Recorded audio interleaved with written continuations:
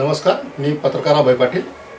दिव्या मराठी या स्थानिक सिटी नेटवर्कच्या माध्यमातून आम्ही आज पारोळा नगरपालिकेच्या इलेक्शनच्या माध्यमातून स्थानिक लोकप्रतिनिधी, इच्छुक नगरसेवक यांचं कामाचं विजन आणि त्यांचं एकंदरीत त्यांच्या प्रभागातलं असलेलं कामाचं स्वरूप या संदर्भात आम्ही मुलाखती घेत असून आज प्रभाग 6 व प्रभाग 9 मध्ये 2 ठिकाणी कुटुंबातल्या उमेदवारी करणाऱ्या मनीष पाटील यांच्या निवासस्थानी येऊन आम्ही आज त्यांच्याशी सदिच्छा भेट घेत आहोत.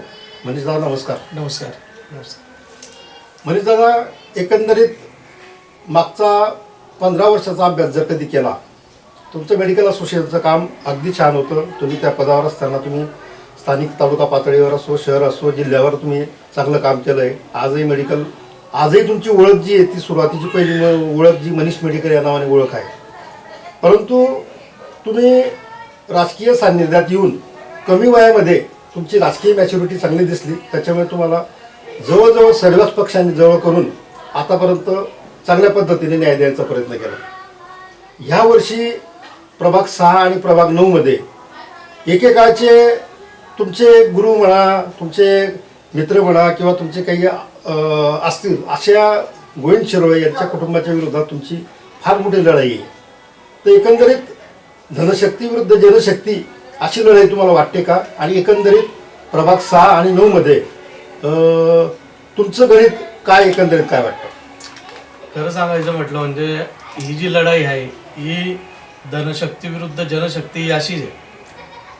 आपण गोरगरीब लोकांचे कामं केलेले आहेत, त्यामुळे मला असा विश्वास आहे की या दोघं प्रभागांमध्ये माझा विजय निश्चित होईल.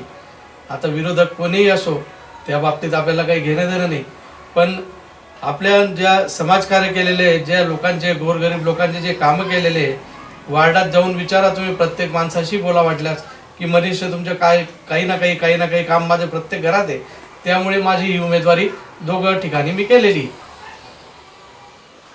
एकंदरीत मनीष दादा, तुमची आता तुमच्या प्रभाग 6 आणि प्रभाग 9च्या आम्ही काही मतदारांशी चर्चा केली, बोललो, सर्वे केला.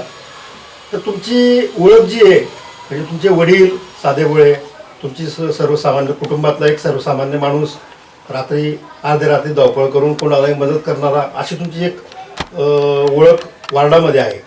तो चांगला विषय आहे. पण आताचं निवडणुकीचं सगळं गणित बघता जनरली बरेच लोक दारू, मटण, पार्ट्या, पैसा याच्यावर जास्त भर देतात.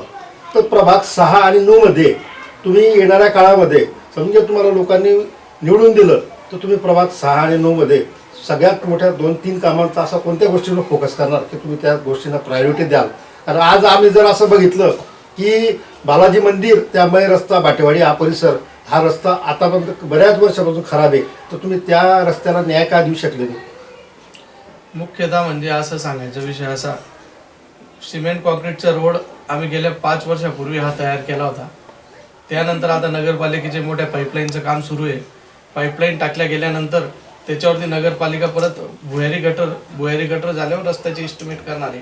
आणि सर्वात सुंदर रस्ता हा बालाजी मंदिरापासून ते पूर्ण आंबंडे रोड बालाजी पार्कपर्यंत राहील, याची मी तुम्हाला तुमच्या वतीने सर्वांना ग्वाही देतो. गटारीचंही काम अंडरग्राऊंड होऊन जाईल, पाईपलाईनचंही होऊन जाईल. ते सर्व झाल्यावर रस्ता वगैरे फुटल्यावरती त्याला आम्हाला ट्रिमिक्स रस्ता तयार करायचा आहे. त्याचबरोबर लालबागमध्ये बऱ्याच ठिकाणी रस्ते नाही आहेत, गटारी नाही आहेत. मी निवडल्यावर मला प्रथम तेही काम करायचे. लालबागच्या ठिकाणी पूर्ण सिमेंट कॉन्क्रीटचे रोड नवीन करायचे, सिमेंट कॉन्क्रीटच्या गटारी करायच्या आहेत. अशोकनगरमध्ये पाण्याची पाईपलाईन गेलेली नाही, पाण्याची पाईपलाईनही मला त्या भागात पोहोचवायची. त्या भागात सिमेंट कॉन्क्रीटचे रोड, रस्ते, गटारी करायचे आहे. व्यंकटेश नगरमध्येही तशीच परिस्थिती निर्माण झालेली आहे. तिथेही रस्ते पूर्णतःपणे खराब झालेले आहे, गटारी खराब झालेले आहे. काही ठिकाणी लाईटं नव्हते, मी ते लाईटंसुद्धा लावले. माझ्याने जेवढं होत असतं ते कामं मी करण्याचा प्रयत्न करत असतो. आणि जरी वार्ड कुठलाही असला तरी माझं काम हे राहायचंच. आता हे नवीन वार्ड थोडं जुडलेलं आहे, त्या हिशोबाने परत मी त्या ठिकाणी जितकं चांगलं काम करता येईल ते करण्याचा प्रयत्न करेन. आणि मी तुमच्या चॅनलच्या माध्यमातून सांगतो, आमच्याजवळ दुसरं काहीच नाही आहे. लोकांचे प्रेम आहे, जनतेचे प्रेम आहे. आम्ही लोकांच्या सुखात आणि दुखात हजर असतो. कुठे काही झालं तर 5 मिनिटात तिथं जाऊन जातो. असं VIP पणासारखं, मोठ्या माणसांसारखं वागत नाही. कुठे काही मौत झालेली राहिली तिथं आम्ही रात्रभर बसतो, सकाळी तिथं हजर असतो. कुठे लग्न कार्यक्रम असेल तिथं हजर असतो. आमच्याजवळ ह्याच 2-3 गोष्टी जमेच्या आहेत. बाकी त्यांच्याजवळ पैसा आहे, माझ्याजवळ माणसं आहे, एवढंच आहे. म्हणजे दादा लालबागचा विषय तुम्ही काढला. लालबागच्या माझ्याकडे काही तक्रारी अशा आहेत की लालबागचे फाउंडर कोण आहे हे सगळं जनतेला माहिती आहे. त्याचा लेआउट कोणाचा होता हे सगळं जनतेला माहिती आहे. जनरली TP प्लॅनप्रमाणे डेव्हलपमेंटच्या हिशोबाने लालबागमध्ये ज्या अपेक्षित पद्धतीने रोड रस्ते गटारी अपेक्षित होत्या त्या पद्धतीने संबंधित लँड डेव्हलपर्सने त्या काही केल्या नसल्यामुळे आज लोकांना त्रास होतोय. तर येणाऱ्या काळामध्ये तुम्ही लालबागवर फोकस करून जास्तीत जास्त त्या लोकांना न्याय द्याल का? हो नक्की 100% देईल. लालबागमध्ये अशी परिस्थिती झालेली आहे, गटारी सुद्धा इकडे तिकडे ते पाणी वाहत आहे. आता मला प्रथमतः निवडल्यावरती त्याच भागाचा पूर्ण सर्वे व्यवस्थितपणे करायचा आहे. तिथं सिमेंट कॉन्क्रीटचे रस्ते टाकायचे आहेत, तिथं गटारी करायचे आहेत. पाणी सुद्धा ते गटारींचं पाणी वरती येतं आहे, त्या सुद्धा भागात चांगल्या पद्धतीने कामं मला करून घ्यायचे. आणि ज्या ज्या कॉलन्या माझ्या वार्डात येतात, जे जे येतं ते सर्व ठिकाणी मी कामं करणार आहे. असं उलट गृहीत धरून चला की तुम्ही निवडून जरी आले आणि वरती जर सत्ता विरोधात राहिली तर जनरली असा एक अनुभव आहे की विरोधातल्या नगरसेवकांचे कामं होत नाही.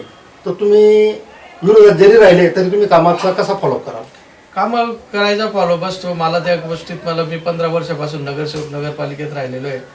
मी नगरपालिकेचे ठराव करेल, ठराव केल्यावर एस्टिमेट तयार करेल आणि कलेक्टर ऑफिसून त्याच्या मंजुरी आणेल. बरोबर. जे सत्ताधाऱ्यांचे काम होतात ते विरोधकांचे होतात. फक्त पद्धत माहिती पाहिजे. मला त्या पद्धती सर्व माहिती. बरोबर.